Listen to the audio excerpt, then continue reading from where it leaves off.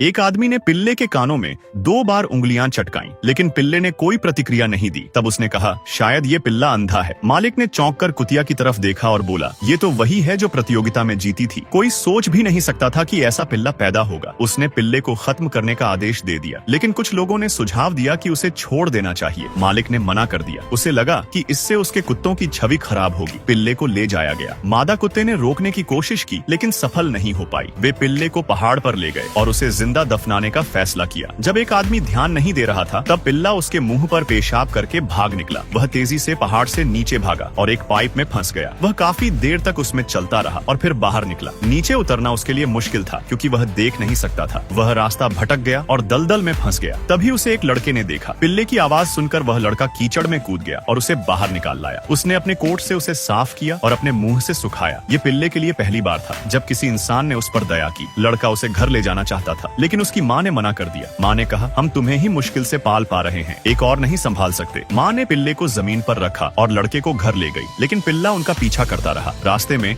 वह एक लकड़ी से टकरा गया। पिल्ला चिंतित था, लेकिन अपनी नाक के सहारे वह आगे बढ़ता रहा। एक दिन बाद वह गांव पहुंचा और उस लड़के का घर ढूंढ निकाला। वह सीधे उसके बिस्तर पर चढ़ गया और उसके गाल चाटने लगा। लड़का हैरान रह गया, लेकिन खुश भी हुआ। उसने पिल्ले के पैरों के निशान साफ किए ताकि उसके माता पिता को पता न चले। माँ ने देखा कि लड़का अब साफ सुथरा रहता है, घर के कामों में मदद करता है और जिम्मेदार हो गया है। पिता भी खुश हुए। लेकिन एक दिन लड़के ने कुत्ते को स्कूल ले जाने का फैसला किया ताकि उससे दूर न हो। स्कूल में सबको जब कुत्ते के बारे में पता चला, तो बच्चों ने उससे खेलने की इच्छा जताई। लड़के ने पिल्ले का नाम सिम्बा रखा। सब बच्चे खुश थे, लेकिन तभी एक बच्चे को पता चला कि सिम्बा अंधा है। उसने सबको बताया और फिर सब हंसने लगे। लड़का नाराज हुआ, लेकिन उसने सिम्बा को नापसंद नहीं किया। उसने एक अंधे चाचा से पूछा कि वो कैसे रहते हैं। चाचा ने कहा, हम अपनी सुनने और सूंघने की ताकत पर भरोसा करते हैं, इससे जीवन आसान हो जाता है। इसके बाद लड़का रोज सिम्बा को पहाड़ ले जाने लगा और घंटी हिलाकर उसकी सुनने की शक्ति बढ़ाने की कोशिश करता रहा। समय के साथ सिम्बा में बहुत सुधार हुआ। उसके सहपाठी भी प्रभावित हुए